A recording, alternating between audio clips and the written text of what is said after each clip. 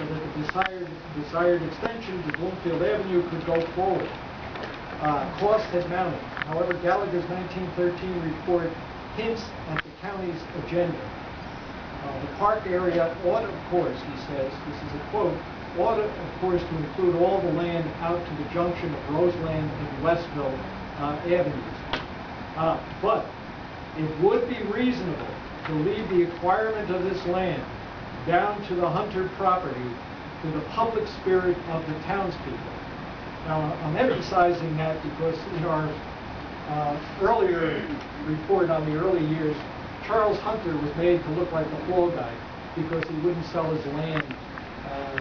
There is the original Charles Hunter, not the one that's being vilified here. But when it came around to naming the park, many of the citizens were offering names and such. They wanted to call it Brookside Park, Lockwood Park, and whatever, and such. And then somebody said, let's call it Hunter's Dam Park. They felt that he had really been an obstacle here to getting what they wanted. But I stress that point because what we're going to learn later on, it didn't look like the county had any intention at all of moving forward with that piece of land. That stress of public spirit of the townspeople meant go after it yourself. And they tried to go to the state legislature and get some more funds and such, but it was never to be. We're going to find out that even later in 1930, Mayor Sims at that time, all of a sudden had the bulb lighted up and such. We're going to extend the park, and he really had a lot of public sentiment behind him. And then some of the old timers said, hey, look, we did that some years ago, and it went down the drain. So he had to shelve that plan. It just wasn't going to happen even in 1930. It's interesting that in 1930 also, Essex Fells was interested in extending their end of the park down to the West Caldwell line. They were looking to acquire the lands. Here originally they were indecisive as far as being a part of the park, but now they wanted more land at that time. Okay, now get into the early development here. Old Bailey's Pond was made available for skating during the winter of 1913-14. This became the first public use of any portion of the new Brookside Park. The next year, with a temporary pavilion in place, over 3,000 people enjoyed the ice over 16 winter days. We're going to see that repeated ourselves. I don't know, is that ice skating piece up there? I don't know where we put that now. No, okay. Yeah, we'll come to it because this comes up again.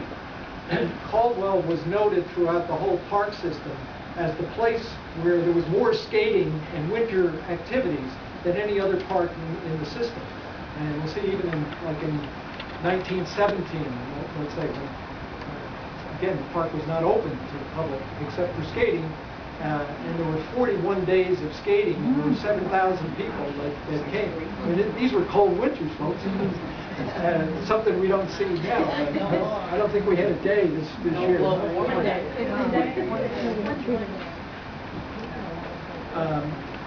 So there were 16 winter days in the 1915